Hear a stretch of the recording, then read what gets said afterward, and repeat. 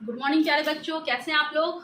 तो आज हम लोग देखने वाले हैं क्वांटम एटॉमिक मॉडल, जो कि एक एडवांस एटॉमिक मॉडल है। ओके, इससे पहले हम लोग देख चुके थे एटॉमिक मॉडल, जिसमें हम लोग बात किए थे थॉमसन एटॉमिक मॉडल की, रदरफोर्ड एटॉमिक मॉडल और बोर्ड मॉडल के बारे में। ठीक है, ओके। अब हम लोग बात करेंगे आज की क्लास में क्वांटम एटॉमिक मॉडल और एडवांस एटॉमिक मॉडल। हालांकि ये जो सब्जेक्ट आप देख रहे हो चैप्टर, ये एक्चुअली फिजिकल केमिस्ट्री का पार्ट है, एटॉमिक स्ट्रक्चर। ठीक है, तो आप जो भी कैलकुलेशन, जितना भी कैलकुलेशन टर्म्स जो भी है, ठीक है, बोर्ड साहब का जो भी कैलकुलेशन का पार्ट है, वो सब आपको पढ़ना है फिजिकल केमिस्ट्री में। ओके, बट यहाँ पर जो इनऑर्गेनिक में, ठीक है, इनऑर्गेनिक में बेसिकली हम लोग क्या सीखते हैं, इनऑर्गेनिक में हम लोग बेसिकली काम करते हैं क्वांटम नंबर पे। ठीक है, बेसिकली हम लोग काम करते हैं क्वांटम नंबर पे, और यहाँ पर हम लोग जितना भी यहाँ पर टर्म्स जो भी आता है, ठीक है, principal quantum number, azimuthal quantum number,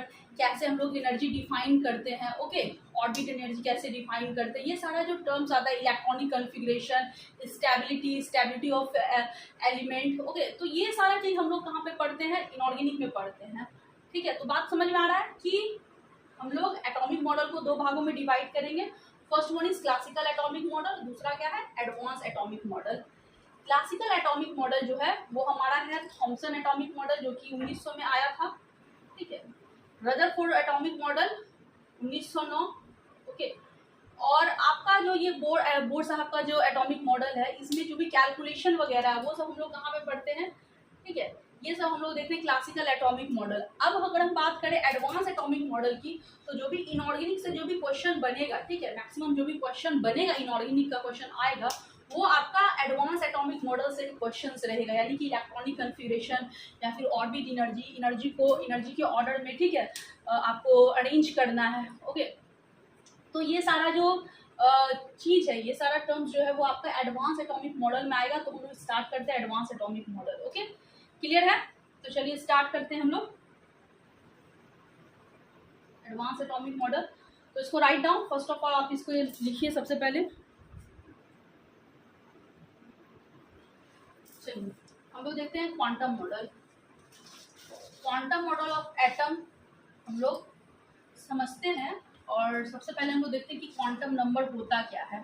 okay, quantum atomic model में बच्चों देखा गया है कि ये बहुत सारे साइंटिस्ट लोग का जो है एक तरह से कह सकते हैं एफर्ट है, एक साइंटिस्ट के द्वारा नहीं दिया गया। ये आपका 1926 से लेकर 56 तक ये मॉडल जो है वो चला, मतलब इस पर काम चला, और ये सिर्फ एक साइंटिस्ट का एफर्ट नहीं, इसमें बहुत सारे साइंटिस्ट जो है वो अपना एफर्ट लगाए। इसमें से जो चुनिंदा है, जो कि फेमस है, उनके बारे में हम लोग लिखते हैं। वो क्या है, हाइजेनबर्ग साहब, मैक्सवेल साहब, ठीक है, श्रोडिंगर साहब, इन्होंने जो है इस पे अपना जो है पूरा एफर्ट लगाया। और यहाँ पे ये जो मॉडल है वो बेस्ड है आपका हाइजेनबर्ग अनसर्टेनिटी प्रिंसिपल। ठीक है, हाइजेनबर्ग अनसर्टेनिटी प्रिंसिपल, जो कि ये कहता है कि हम लोग कभी भी, ठीक है, एग्जैक्ट पोजीशन और मोमेंटम जो है हम लोग कभी भी नहीं निकाल सकते इलेक्ट्रॉन का। ठीक है, एग्जैक्ट पोजीशन और मोमेंटम हम लोग इलेक्ट्रॉन का नहीं निकाल सकते, यानी कि इलेक्ट्रॉन अभी कहाँ पे प्रेजेंट है, ठीक है, इलेक्ट्रॉन अभी कहाँ पे प्रेजेंट है, उसका क्या मोमेंटम है, वो हम लोग एक्यूरेट नहीं बता सकते हैं। क्लियर है? और क्वांटम एटॉमिक मॉडल कहता है ये कि जो इलेक्ट्रॉन है उसका वेव नेचर होता है। ठीक है, जैसा कि क्लासिकल एटॉमिक मॉडल जो है, क्लासिकल एटॉमिक मॉडल में जो भी हम लोग मॉडल्स देखे, थॉमसन्स मॉडल, रदरफोर्ड मॉडल, चाहे बोर मॉडल, ये सारे ही मॉडल्स में हम लोग देखे थे कि इलेक्ट्रॉन्स का कैसा नेचर है, पार्टिकल नेचर। ओके, इलेक्ट्रॉन्स जो है पार्टिकल की तरह बिहेव करता है, जबकि क्वांटम एटॉमिक मॉडल ये कहता है कि इलेक्ट्रॉन बिहेव्स, ठीक है, एज अ वेव। ओके, तो electrons wave nature of electron suggestive. Electron का कैसा नेचर देखा गया कि इलेक्ट्रॉन जो है वो वेव नेचर का होता है। अब हम लोग बात करते हैं क्वांटम नंबर की। तो क्वांटम नंबर क्या है बच्चों? क्वांटम नंबर एक्चुअली सेट है 4 नंबर का। ठीक है, क्वांटम नंबर 4 नंबर का सेट है, ऐसा 4 नंबर जो कि कंप्लीट इंफॉर्मेशन देता है ठीक है, जो कि कंप्लीट इंफॉर्मेशन देता है कि इलेक्ट्रॉन अभी कहाँ पे प्रेजेंट है। ठीक है, इलेक्ट्रॉन अभी कहाँ पे प्रेजेंट है, इसे हम लोग क्या कहते हैं, क्वांटम नंबर। ठीक है, तो क्वांटम नंबर क्या हो गया बच्चों, क्वांटम नंबर सेट ऑफ, ठीक है, सेट ऑफ 4 नंबर, 4 नंबर का सेट है, which gives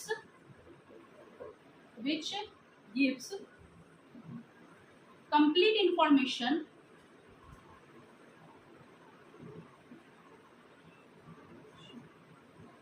about an electron। Electron की स्थिति के बारे में जानकारी जिस नंबर से हमें मिलता है वो है क्वांटम नंबर। ठीक है, इसमें हम लोग 4 तरह का क्वांटम नंबर देखते हैं। सबसे पहले हम लोग देखते हैं principal quantum number. Principal quantum number,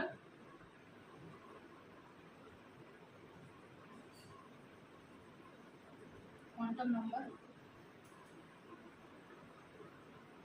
दूसरा है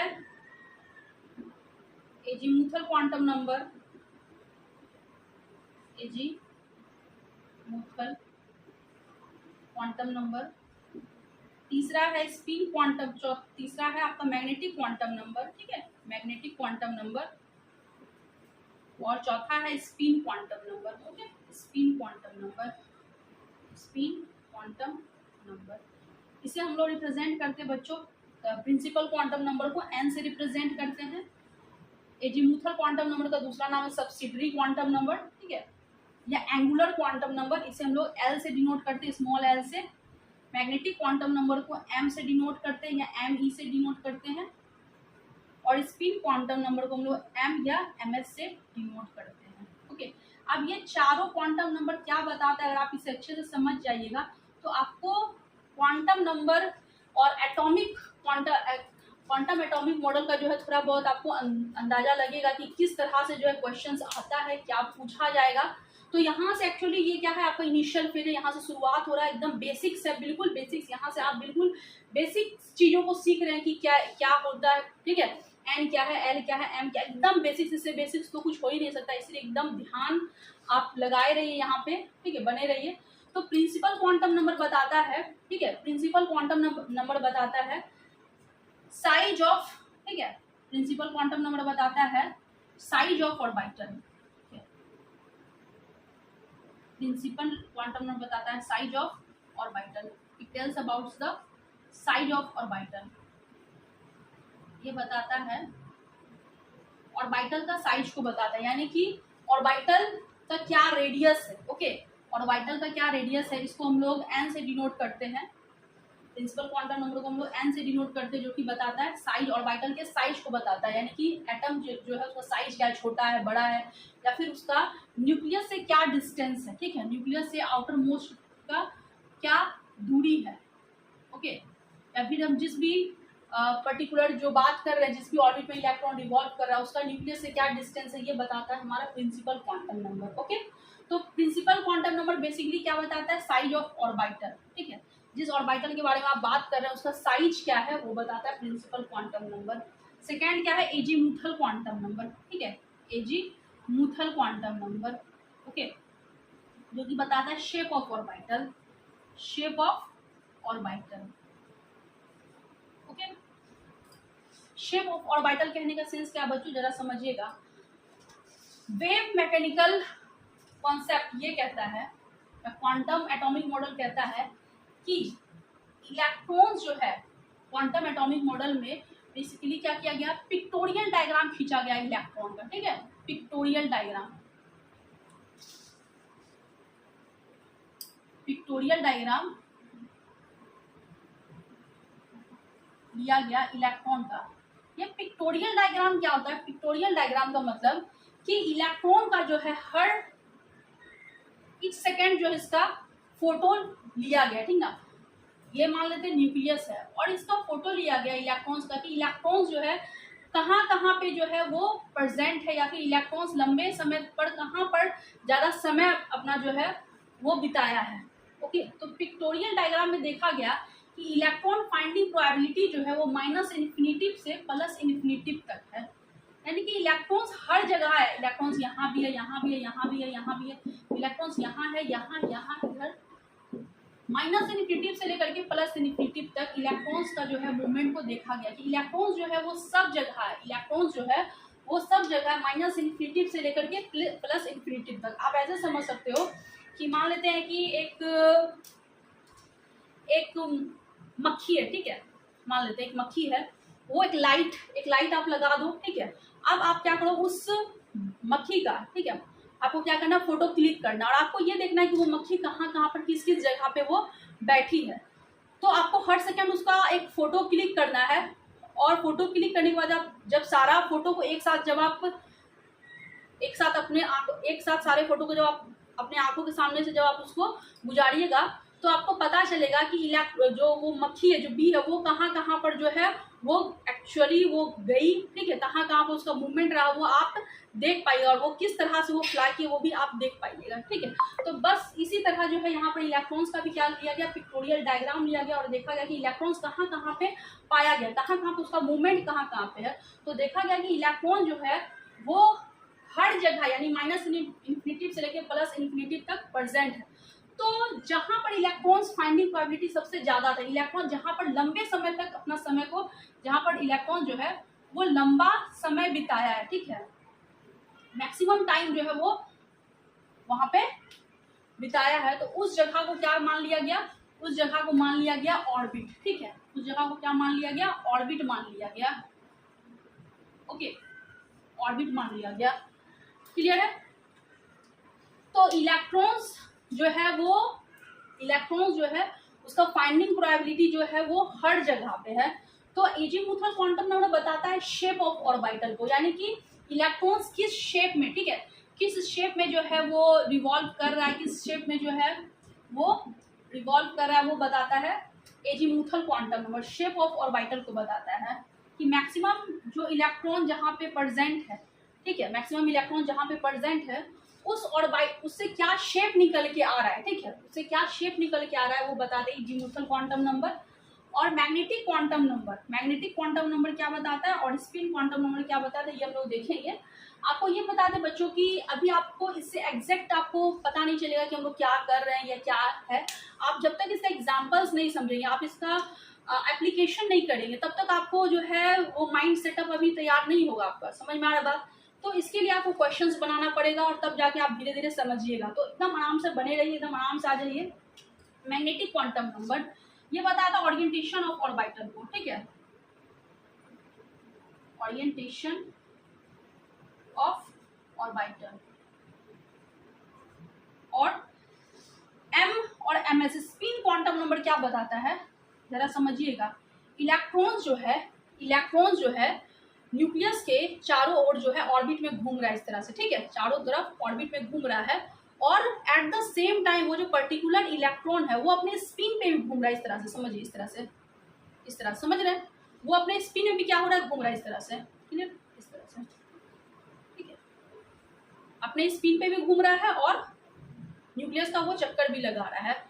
तो स्पिन पे घूमने से, ठीक है, स्पिन पे रोटेट करने से इलेक्ट्रॉन के खुद के स्पिन पे ओन एक्सिस पे रोटेशन से जो मैग्नेटिक मोमेंट जो क्रिएट हो रहा है उसको हम लोग क्या कहेंगे, स्पिन मैग्नेटिक मोमेंट।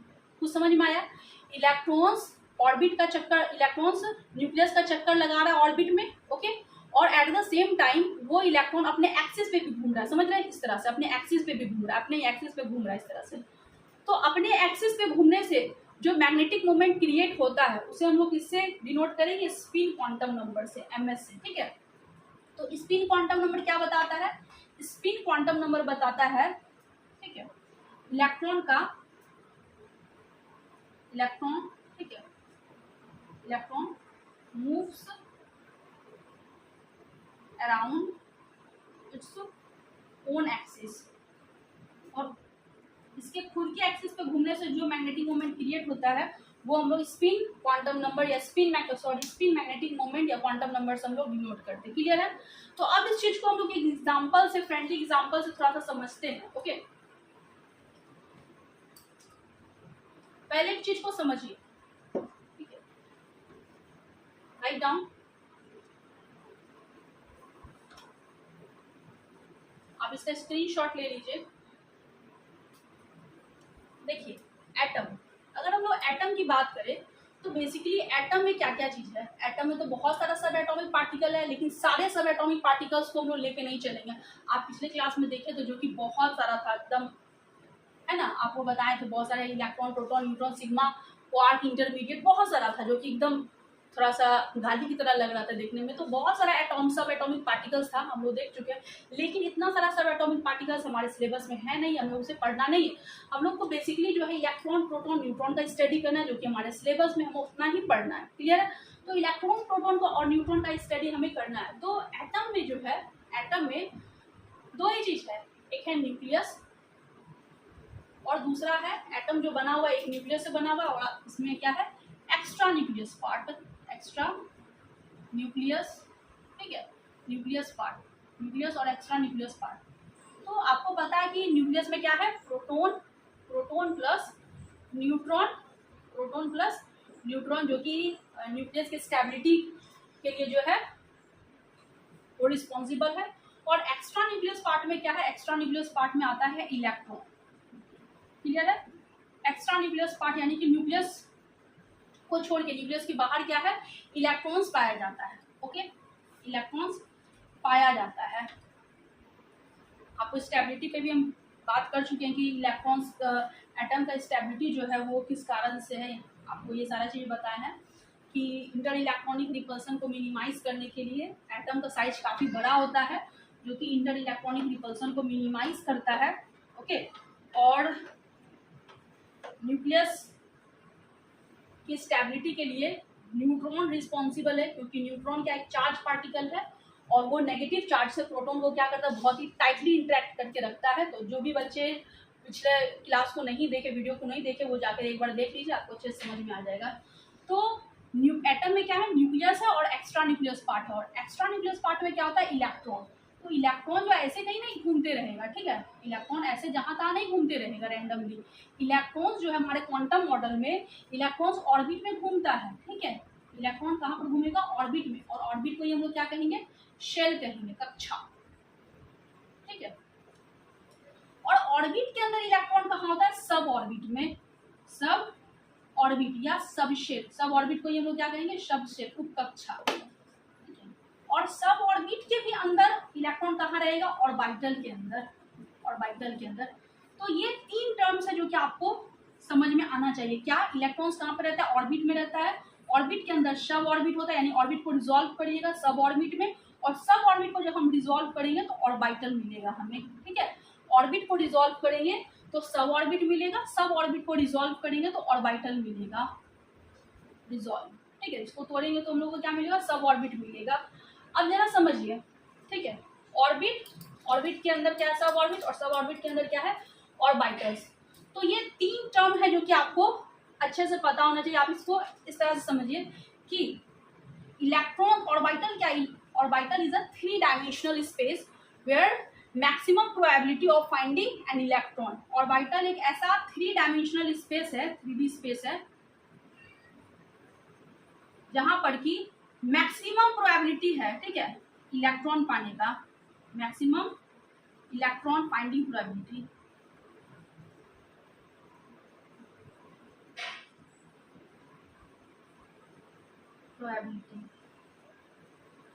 यानी कि ऑर्बिटल में इलेक्ट्रॉन पाने का सबसे ज्यादा संभावना। अब आप ऐसे इस चीज को समझो, मान लेते हैं आपका कोई दोस्त है, ठीक है, आपका कोई दोस्त है, वो रह रहा है कोई बड़े से फ्लैट में रहता है, ठीक है। तो अगर आपको उसका पोजीशन, अगर आपको उस तक पहुंचना है तो आप कैसे पहुंचेगा, आपको पता नहीं, पहली बार उसके घर पे जा रहे हो, बहुत बड़ा फ्लैट में रह रहा है, तो आप क्या करिएगा, तो सबसे पहले आप रिसेप्शन पे जाकर पता करिएगा कि हाँ वो कहाँ पे रहता है। तो वो आपको क्या बताएगी, सबसे पहले तो आपको उसका बिल्डिंग के बारे में पता होना चाहिए, वो कहाँ पे है, ठीक है, जिस फ्लैट में वो रह रहा है, तो वो फ्लैट सबसे पहले तो वो हो गया, ठीक है। उसके बाद उस फ्लैट के अंदर वो किसी फ्लोर पे होगा, first floor, second floor, third floor, और उस फ्लोर के अंदर वो किसी कमरा में होगा, इलेक्ट्रॉन कमरा में होगा आपका दोस्त, यानी उसका कोई पर्टिकुलर कमरा होगा। ओके, जहाँ पर आप जाइएगा तो पक्का प्रोबेबिलिटी है कि वहाँ पे आपको वो मिल जाएगा, आपका दोस्त आपको मिल जाएगा। तो आप पूरा जाके फ्लैट में जाके पूरा घूम घूम के उसको खोजना स्टार्ट नहीं कर दीजिए कि अगर आपका दोस्त वहाँ पे रह रहा है तो आप पूरा जाके सब रूम में जा जाके चेक कर रहे हैं कि कहाँ पे या पूरा खोज रहे हैं, उससे आपका टाइम वेस्ट होगा। तो आपका फ्रेंड कहाँ पे है, तो इसके लिए आपको क्या करना पड़ेगा, आपको पता करना पड़ेगा कि वो किस कमरा में, किस रूम में है। तो ऑर्बिट या शेल क्या हो गया, ऑर्बिट या शेल क्या हो गया, फ्लैट हो गया, ठीक है, घर हो गया, फ्लैट हो गया। और ये सब ऑर्बिट क्या हो गया, फ्लोर हो गया, ठीक है, फ्लोर हो गया। और ऑर्बिटल क्या हो गया, ये आपका रूम हो गया, ठीक है, ऑर्बिटल क्या हो गया, रूम हो गया, जहां पर कि मैक्सिमम संभावना है कि यहाँ पर आपका दोस्त आपको मिल ही जाएगा। समझ में आ रहा है। तो इलेक्ट्रॉन, इलेक्ट्रॉन कहाँ पे प्रेजेंट है, ऑर्बिट में प्रेजेंट है, ठीक है, ऑर्बिट के अंदर सब ऑर्बिट में प्रेजेंट है, जहाँ पर कि मिनिमम प्रोबेबिलिटी है कि आपको मिलेगा, लेकिन मैक्सिमम प्रोबेबिलिटी कहाँ है, ऑर्बिटल के अंदर, कि यहाँ आपको इलेक्ट्रॉन्स मिलेगा। क्लियर है, समझ में आ गया, ऑर्बिट, सब ऑर्बिट, ऑर्बिटल, क्लियर है। चलिए राइट डाउन।